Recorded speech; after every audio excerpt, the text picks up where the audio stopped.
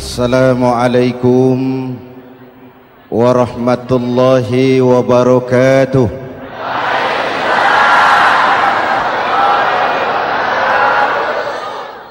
Alhamdulillah wassalatu wassalamu ala Rasulillah Sayyidina Muhammad ibn Abdullah wa ala alihi wa sahbihi wa mawala, amma ba'du. Saudara-saudara kaum muslimin di seluruh tanah air, hari-hari pada minggu akhir Ramadan kita bersama-sama menyaksikan sebuah fenomena tentang pindahnya kegiatan umat dari masjid ke pasar, dari masjid ke terminal, dari masjid ke stasiun, dari masjid ke bandara. Apa boleh buat, itulah wajah kita. Bahwa lebaran artinya mudik, bahwa lebaran artinya baju baru dan makanan. Lebaran berbeda dengan Idul Fitri. Lebaran adalah tradisi yang setiap kita boleh ikutan. Siapa saja boleh ikut lebaran, tapi tidak tiap orang bisa merayakan Idul Fitri. Mau puasa atau tidak puasa boleh lebaran, tidak dilarang sama petugas keamanan. Mau ibadah Ramadan atau tidak melaksanakan ibadah Ramadan boleh ikut lebaran, tapi tidak berarti merayakan Idul Fitri, karena selalu ada kos dari apa saja yang kita lakukan. Saya mau cerita, mau dengar nggak? Ada dokter gigi, dokter baru. Satu sore praktek, pasiennya 4 orang nunggu duduk jejeran. Dipanggil pasien pertama, diperiksa, berlubang giginya, dicabut tanpa dibius. Namanya dokter baru. Pasien ini teriak, aduh sakit dok, tidak kuat, sakit. Teriakannya keras sekali. Pasien yang 3 orang yang nunggu gemeter, lari semua. Sudah saya dicabut, diobati, selesai, tanya, sudah selesai dok? Sudah mas. Berapa biayanya? 200.000. Loh, biasanya kan 50.000, kok 200.000? Biasanya sih memang 50.000, tapi siapa suruh kau teriak? Yang 3 lari.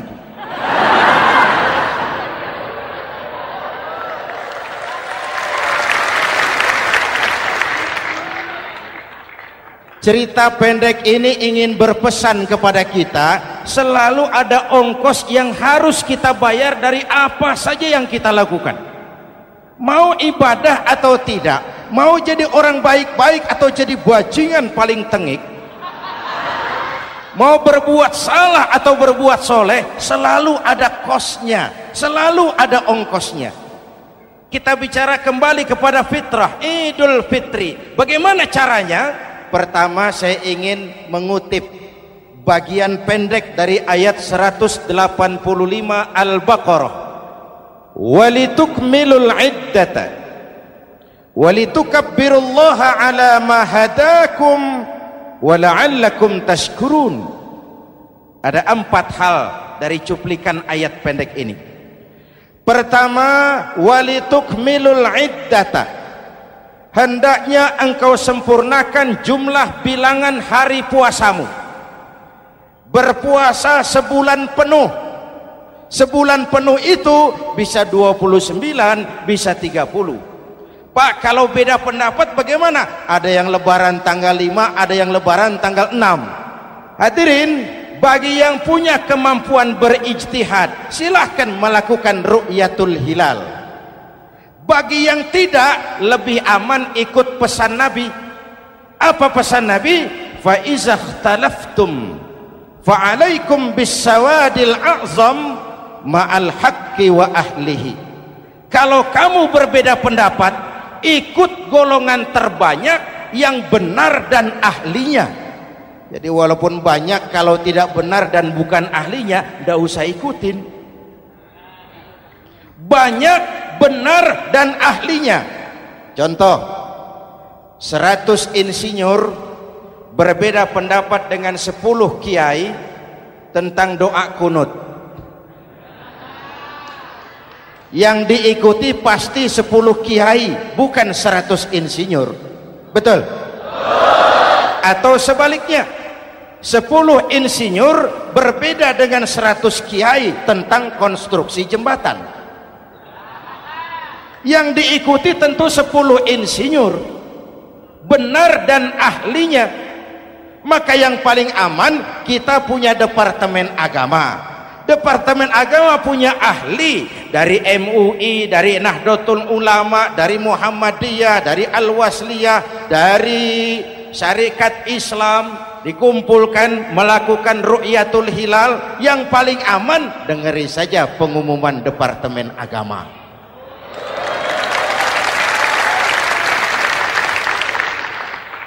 Tapi tetap menghormati mereka yang meyakini 1 Syawal jatuh pada tanggal 5. Beda boleh, marah jangan. Jelas? Saudara boleh suka tempe, tapi jangan menghina orang yang tidak suka tempe. Saudara boleh senang tahu, tapi jangan ngenyek karo wong yang senang tahu. Hadirin yang saya hormati, walitukmilul iddata. Kalau mau kembali kepada fitrah, sempurnakan jumlah bilangan hari puasamu. Makna sempurnakan di sini 2, sempurnakan 1 bulan penuh dan sempurnakan semangat puasamu. Walaupun Ramadan berakhir, puasa jangan selesai. Kenapa? Tangan kita masih tetap terus puasa dari mengambil yang bukan milik kita. Lidah kita walaupun Ramadan sudah selesai tetap berpuasa dari memfitnah dan menggunjing orang lain. Kaki kita walaupun Ramadan sudah selesai tetap puasa dari berjalan ke tempat yang tidak baik. Perut kita tetap berpuasa dari kemasukan barang-barang yang haram. Sempurnakan semangat puasamu. Sikap disiplin, sikap jujur, merasakan kehadiran Allah dekat dalam hidup. Nih contoh ringan. Tadi waktu asar dan zuhur, saudara sholat apa tidak? Sholat. Waktu sebelum sholat kan berwudu. Ketika berwudu kan berkemur. Umpama waktu berkemur itu saudara korupsi, sedikit saja airnya saudara minum, saya yakin jangankan petugas keamanan, teman wudhu sebelah pun tidak akan tahu kalau waktu berkemur saudara korupsi. Kalau selesai Ramadan ini diterjemahkan, insya Allah negara kita bersih, berkurang korupsinya. Hadirin yang saya cintai, saya kembali kepada pesan Al-Baqarah 185 tadi. Walitukmilul iddata, sempurnakan jumlah bilangan hari puasamu. Puasa sebulan penuh dan kemudian lanjutkan semangat Ramadan. Disiplin, merasakan diri di bawah pengawasan Allah. Sekarang ini Allah ditekan. Kita iman dalam ucapan tapi sekuler dalam perbuatan. Tuhan cuma ada di masjid, di kantor Tuhan hilang, maka korupsi merajalela. Tuhan cuma ada di masjid, di pasar Tuhan hilang, maka timbangan tetap curang. Iman dalam ucapan tapi sekuler dalam perbuatan. Kalau jiwa dan semangat Ramadan kita bisa terapkan, insya Allah korupsi akan berkurang. Sekarang kan kita prihatin, yang tadinya teriak-teriak wong cilik malah ribut rumah mewah. Yang tadinya teriak-teriak rakyat kecil, sekarang malah ribut soal villa 5 miliar. Ini kan menyedihkan, memilukan dan memalukan. Tidak punya sense of crisis. Nah, saya juga nggak tahu apa itu. Udah dengerin aja, kenapa sih? Usil bener. Padahal ekonomi kita masih terpuruk, lapangan kerja sulit, jumlah pengangguran rata-rata 2 juta orang per tahun. Lapangan kerja baru sulit terbuka karena investor, jangankan yang dari luar mau masuk, yang di dalam siap-siap keluar. Terakhir kita dengar Sony, pabrik elektronik besar, mau cabut lagi, pindah invest ke Taiwan, menyusul pabrik silet yang di Ciputat itu. Ketika ditanya apa investasi di Cina lebih murah, tidak, dia bilang lebih mahal, cuma lebih pasti. Di Indonesia murah, cuma mejanya kebanyakan, biaya siluman, namanya siluman gak karu-karuan, keluar uang banyak, urusan tidak pasti, capek. Disahkan undang-undang penyiaran yang justru ditolak oleh masyarakat penyiar sendiri. Industri penyiaran bakal kolaps karena sekarang ini boro-boro mereka industri televisi mau break even point, mau pulang modal, dengan ke depan bisa bangkrut. Akibatnya bisa kita pastikan, jumlah pengangguran makin bertambah. Hadirin yang saya hormati, kita memang setuju jangan terlalu mengadopsi siaran-siaran televisi dari luar, kita harus punya filter. Tapi pada sisi yang sama, kita juga harus memperhatikan lapangan kerja buat rakyat kita ini. Walitukmilul iddata, sempurnakan jumlah bilangan hari puasamu. Kalau jumlah hari puasa sudah sempurna, tuntunan yang kedua dari Al-Quran, walitukabbirullah, hendaknya engkau agungkan nama Tuhanmu. Takbiran. Takbiran itu bisa sendiri, bisa berjamaah, bisa di rumah, bisa di masjid, bisa di surau, bisa dengan pawai keliling, asal dilaksanakan dengan tertib dan tidak mengganggu lalu lintas umum. Prakteknya yang terjadi, pawai keliling itu mengganggu ketertiban umum, perang petasan, mengganggu lalu lintas. Terjadi macam, ada yang takbiran bawa bendera partai. Innalillahi wa inna ilaihi rajiun. Ini takbir politik. Hadirin yang saya hormati, kalimat takbir dalam kondisi kita, saya ingatkan kepada satu ungkapan Bung Tomo. Bung Tomo, pelaku sejarah, tokoh 10 November yang dikenal sebagai Hari Pahlawan, dalam satu pidatonya saya ingat pernah berkata, andai kata tidak ada kalimat takbir, ini ungkapan Bung Tomo, andai kata tidak ada kalimat takbir, saya tidak tahu dengan apa saya harus menggerakkan putra-putra terbaik bangsa untuk bangkit berjuang melawan penjajah.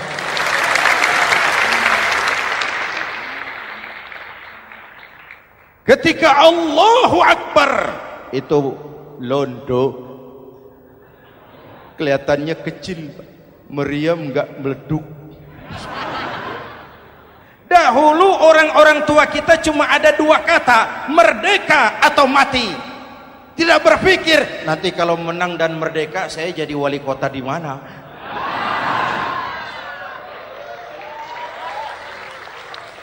Kalimat takbir, bangsa ini harus bangkit dari keterpurukan. Bangsa ini harus bangkit mengejar ketinggalan-ketinggalannya. Bangsa ini tidak boleh terpuruk terus, dan semangat takbir harus menjiwai kita. Tidak ada capek dalam perjuangan, tidak ada puas dalam upaya. Keberhasilan cuma pengantar ke arah keberhasilan yang lebih baik lagi. Walitukabbirullah, hendaknya engkau agungkan nama Tuhanmu. Nama Allah menjadi motivasi besar dalam kehidupan kita. Ini pesan Quran Al-Baqarah 185. Pesan kedua, setelah sempurnakan jumlah bilangan hari puasamu, agungkan nama Tuhanmu. Takbiran. Kalimat takbir sendiri kalau kita lihat pada kalimatnya ada kata la ilaha illallah wahdah sadaqa wa'dah wa nasara 'abdah wa a'azza jundah wa hazamal ahzaba wahdah. Tidak ada Tuhan selain Allah, esa, tidak beranak, tidak diperanakan, wahdah, tidak bisa diumpamakan dengan apapun. Sadaqa wa'dah, Allah yang maha menepati janjinya. Wa nasara 'abdah, Allah yang maha menolong hambanya. Kalau bukan kebesaran Allah, berat berjuang Ramadan ini melawan musuh yang tidak nyata. Puasa itu kalau olahraga golep. Benar Pak, kalau tinju lawannya kelihatan. Betul.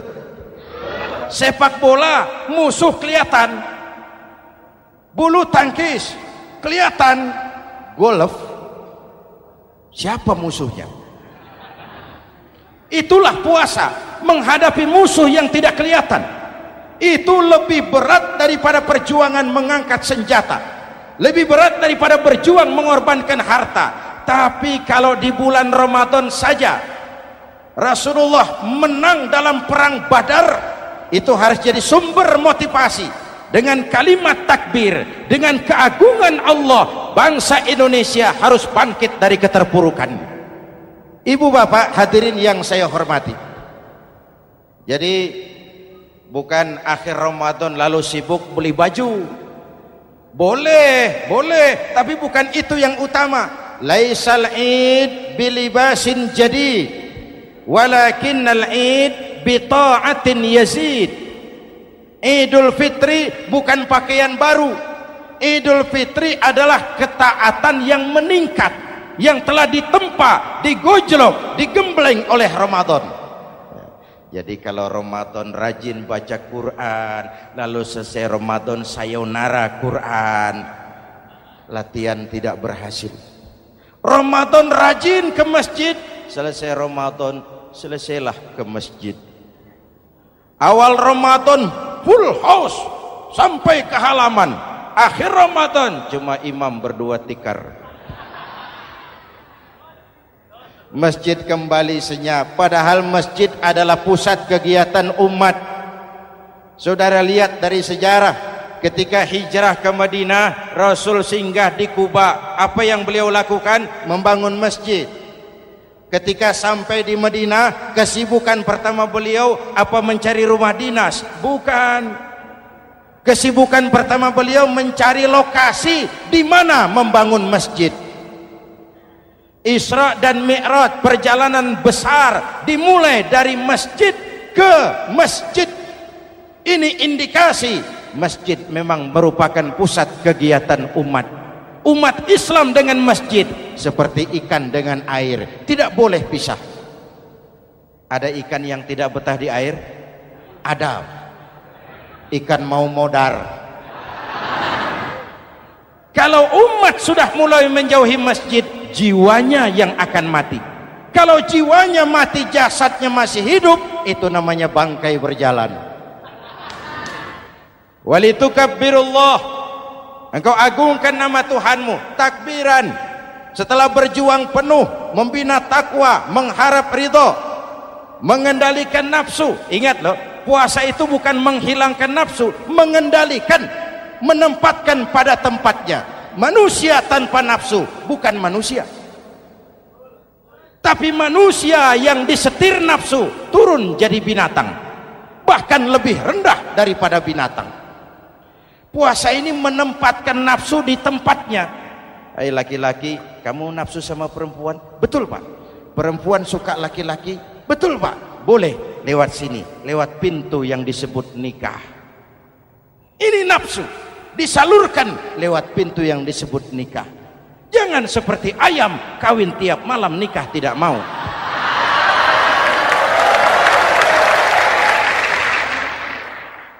Hai manusia, nafsu kepada materi, kepengen kaya? Iya Pak, boleh. Usaha yang halal, jual beli yang halal. Wa ahallallahu al-bai'a wa harrama riba. Allah halalkan jual beli. Jangan ingin kaya lalu makan renten, ingin kaya lalu korupsi, ingin kaya lalu buka peternakan tuyul. Manusia ingin berkuasa, boleh, tapi tetap punya etika dan moral. Jangan ingin berkuasa lalu fitnah, ingin berkuasa lalu mengadu domba orang, ingin berkuasa lalu menghalalkan segala cara. Puasa menempatkan nafsu pada tempatnya. Manusia yang dikendalikan nafsu lebih puas daripada binatang. Saya punya ungkapan lama, sebuas-buasnya kerbau makanannya tetap rumput. Saya belum pernah dengar ada kerbau terlalu buas lalu makan roti. Betul? Tapi manusia kalau sudah dikendalikan nafsu, manusia bukan cuma makan nasi, aspal, semen, kertas, minumnya solar, jauh lebih buas daripada binatang. Inilah puasa, arep nguwongke wong, agar manusia itu jadi dirinya, fitrahnya, jangan dikendalikan oleh nafsu. Kita ini sudah diciptakan fi ahsani taqwim. Masya Allah. Presented by The Integral CJ's Management.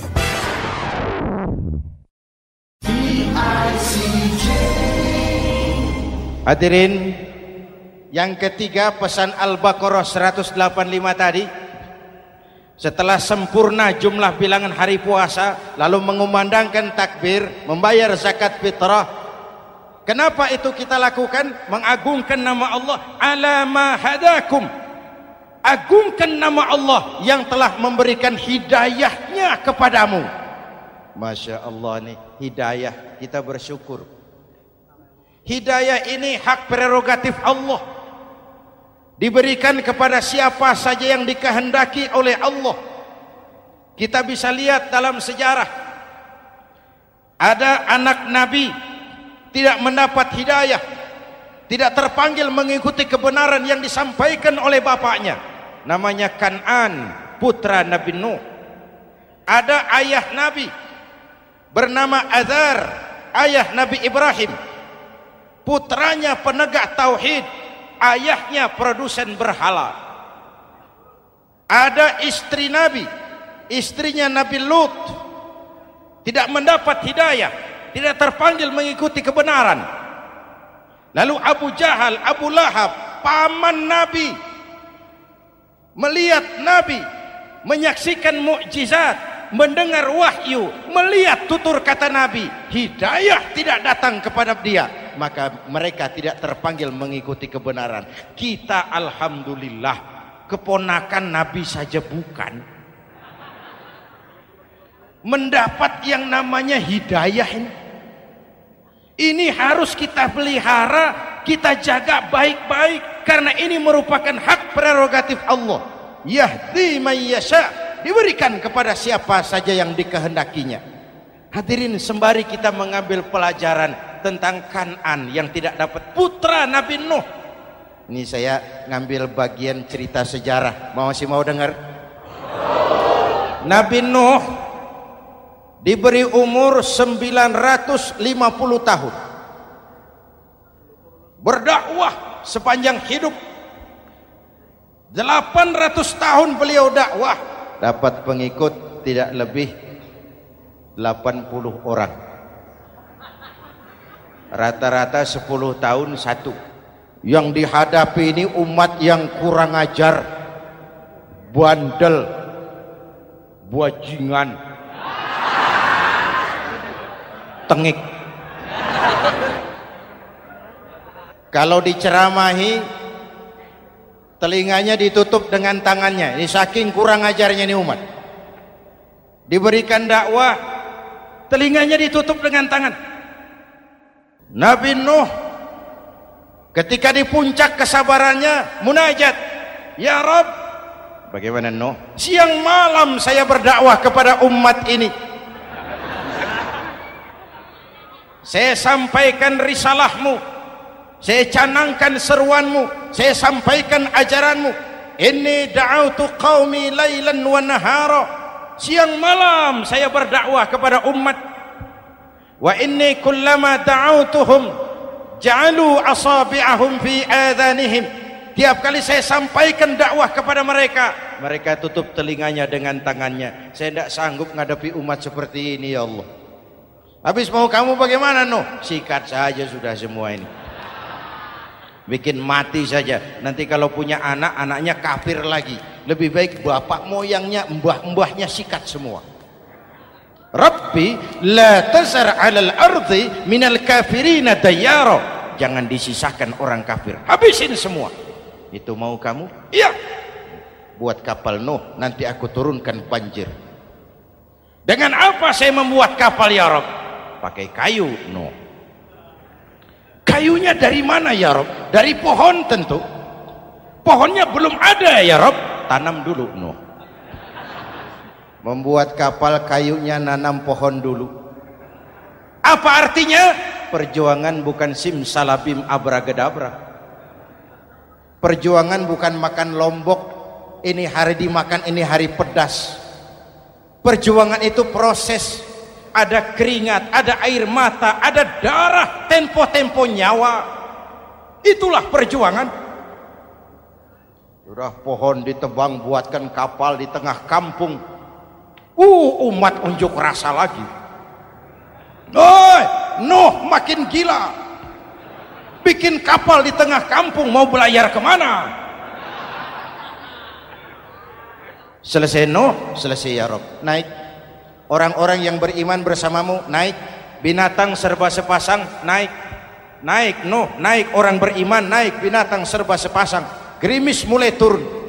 Setelah kapal semua terisi, Nabi Nuh kontrol. Sudah naik semua? Sudah. Nuh. Mas Bejo, ada? Ada. Bawa Painem, naik sudah, masuk. Oke. Kan'an anak saya ikut tidak naik kapal. Kami tidak lihat, Nuh. Turun ke bawah. Ada Kan'an. Kami tidak lihat, Nuh. Naik ke atas buritan. Kelihatan Kan'an tidak ikut naik kapal. Kumpul bersama orang kafir di daratan. Inilah potret kehidupan. Kumpul dengan orang-orang kafir. Berapa banyak anak-anak kita tidak mau ikut orang tuanya ke masjid, kumpul dengan orang-orang kafir di tempat maksiat.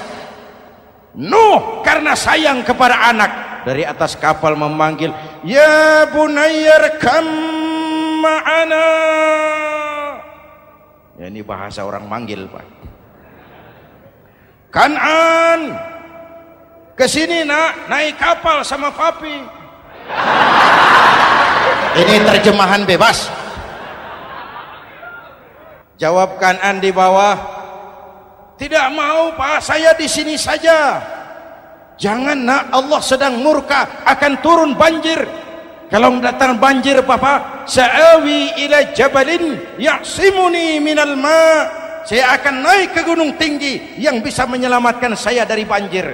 Kan'an naik ke gunung tinggi, gunung pun tenggelam dihantam banjir. Dalam puncak kepedihan, Nabi Nuh akhirnya sadar. Ya Allah, kalau orang kafir tenggelam, memang saya yang minta, tapi Kan'an kan anak saya. Nuh, anggap Kan'an bukan anakmu. Wa innahu amalun ghairu salih. Nuh sadar, akhirnya bilang, ana urid wa anta turid wallahu fa'alun lima yurid. Aku punya kemauan, kau Kan'an punya kemauan, Allah juga punya kemauan. Kemauan Allah lah yang akhirnya jadi kenyataan. Nek sekarang juga kita ngadepi musim banjir. Bukan banjir air saja, banjir peradaban-peradaban yang masuk ke negeri kita. Banjir maksiat, banjir munkarot. Kalau kita sudah ke masjid, kita sudah naik kapal, tolong kontrol anak-anak kita. Tolong kontrol tetangga kita. Ayo naik kapal, banjir.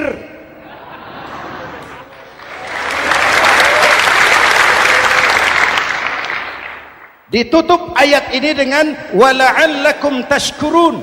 Atas hidayah yang diberikan kepada kita, kita bisa melaksanakan ibadah Ramadan, bisa takbiran, dan diakhiri dengan ungkapan tasyakkur. Tasyakkur dan tafakkur, mensyukuri nikmat. Saya berulang kali mengingatkan, nikmat bisa berubah menjadi azab kalau kita tidak pandai mensyukurinya. Bayangkan Pak, tahun 87-an kita itu jadi negara yang berswasembada pangan. Beras kita cukup untuk rakyat kita. Sekarang kita jadi pengimpor beras terbesar. Kita beli beras ke Vietnam, kita beli beras ke Thailand, ke negara-negara yang lebih kecil dari kita. Kenapa? Karena sawah kita tanami gedung dan beton. La in syakartum la azidannakum wa la in kafartum inna adzabi lasyadid. Kalau kamu bersyukur, aku tambah nikmat.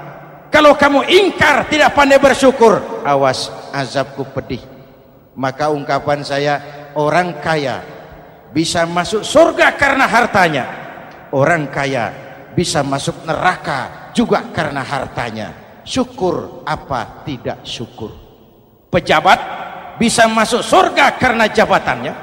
Pejabat banyak yang masuk neraka juga karena jabatannya. Syukur apa tidak syukur?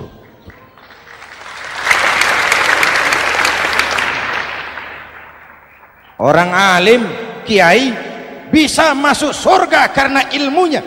Orang alim pun bisa masuk neraka lebih dulu dari penyembah berhala juga karena ilmunya. Syukur apa tidak syukur? Kasih jabatan sebagai pemimpin lalu menyadari sayyidul qaumi khadimuhum. Pemimpin suatu umat adalah pelayan bagi umat itu. Pelayan harus melayani, bukan minta dilayani. Selama ini kita memandang jabatan itu jalan pintas menuju kaya. Jabatan itu artinya kekuasaan dan fasilitas, maka yang lahir rampok-rampok baru.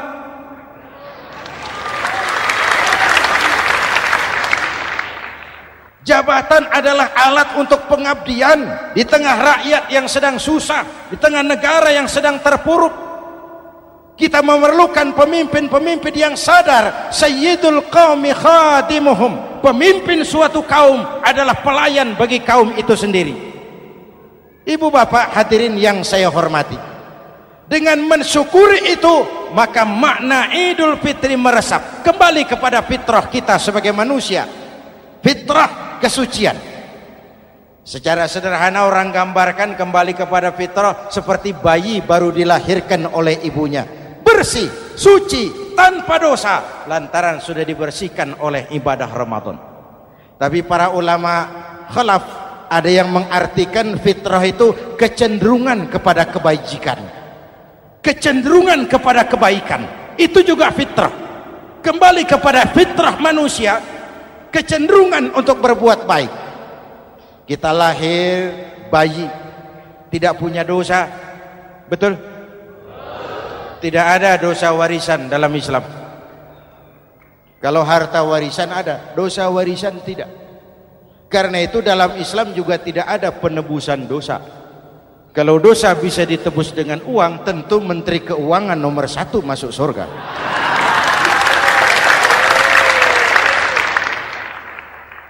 Dosa dalam Islam ditebus dengan taubat, langsung kepada Allah, sonder calo. Hadirin yang saya hormati, kembali kepada fitrah seperti bayi baru dilahirkan oleh ibunya, bersih, tidak punya dosa kepada Allah lantaran sudah dibersihkan oleh ibadah Ramadan. Soalnya kemudian kita kan tidak hanya bersalah kepada Allah, kita ini juga bergaul dengan sesama manusia, betul? Sebuah hadis, sahabat ditanya oleh Rasul, atadruna manil muflis? Saudara-saudara tahu kamu siapa orang yang bangkrut? Oh Rasul, orang bangkrut yang tidak punya uang, orang bangkrut yang tidak punya harta. Salah kata Rasul, innal muflisa min ummati, yang bangkrut dari golongan umatku, yang besok di hari kiamat datang menghadap Allah dengan membawa pahala solat, membawa pahala zakat, membawa pahala haji, membawa pahala sedekah pada satu pihak. Sementara pada sisi yang lain sebelah kiri, orang ini juga datang membawa kesalahan karena pernah mencaci maki orang, pernah memfitnah orang, pernah memakan harta orang dengan cara yang zalim. Satu sisi bawa kebajikan, sisi lain bawa kesalahan.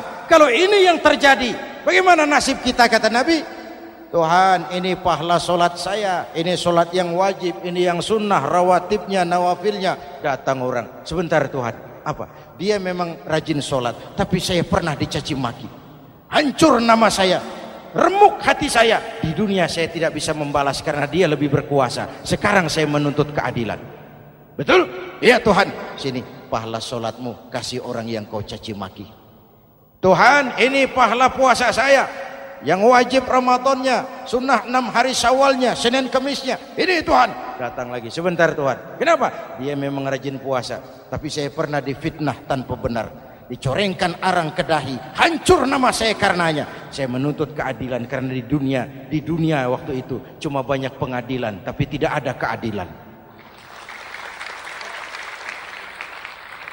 Benar? Benar. Ini pahala solatmu, kasih orang yang kau fitnah. Tuhan, ini pahala zakat saya. Datang lagi, Tuhan, dia memang suka zakat, tapi korupsinya lebih besar dari zakatnya.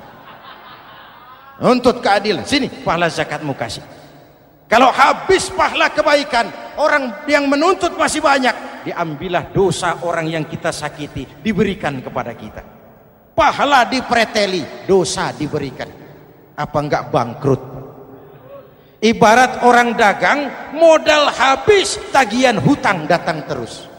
Kenapa? Orang ini cuma baik hubungannya kepada Allah, tapi tidak baik hubungannya dengan sesama manusia. Karena itu dalam konteks dengan fitrah, manusia makhluk yang fitrah. Apa fitrah itu? Pertama, manusia makhluk yang bertuhan, itu fitrah. Mengingkari Tuhan, mengingkari fitrah. Yang kedua, manusia makhluk sosial, zon politikan, itu fitrah. Kita tidak bisa hidup sendiri. Betapa dan siapapun kita memerlukan yang lain. Maka nuansa Ramadan intinya adalah silaturahmi. Nuansa Idul Fitri silaturahmi antar sesama kita. Ada baiknya saya ingatkan lagi sebuah hadis. Masih mau dengar? Selesai sholat Id, sahabat mendengar Rasul mengucapkan amin 3 kali. Amin, amin, amin. Ya Rasul, ada apa? Tadi turun Jibril selesai sholat, mau berdoa. Muhammad, aku mau mohon kepada Allah, mau kau aminkan? Silahkan Jibril. Jibril doa, Rasul amin. Doanya 3 macam permohonan, maka Rasul 3 kali mengucapkan amin. Kalau sudah Jibril yang doa, Rasul yang amin, apa iya doanya ditolak? Apa isi doanya? Yang pertama, ya Allah, doa malaikat Jibril, hari ini 1 Syawal, waktu itu doanya, saya mohon kepadamu, jangan engkau terima puasa dan ibadahnya anak yang durhaka kepada ibu bapaknya. Rasul mengucapkan amin. Renungan buat kita. Itu sebabnya barangkali sesibuk-sibuk di Jakarta masih mau mudik nemui orang tua. Yang kedua, ya Rabb, saya mohon kepadamu, jangan engkau terima puasa dan ibadahnya istri yang durhaka kepada suaminya. Amin. Kedengaran Bu? Ada ibu-ibu tanya, Pak, kalau suami yang durhaka sama istrinya bagaimana? Hadisnya tidak menjelaskan itu Bu.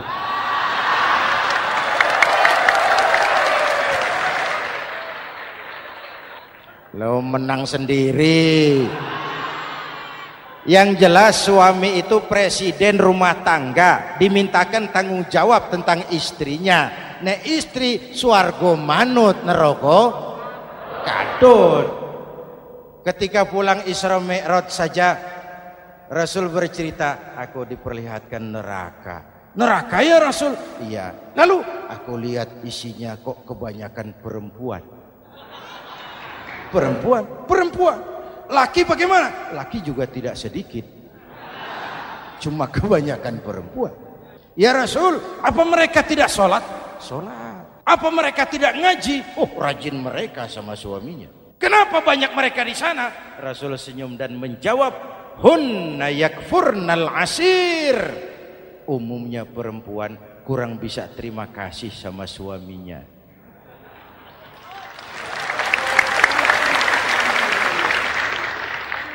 Ini penyakit turunan. Oi, ngaku oi. Lalu yang ketiga, ya Allah, hari ini saya mohon kepadamu, jangan engkau terima puasa dan ibadahnya muslim yang tidak mau memaafkan sesama saudaranya muslim.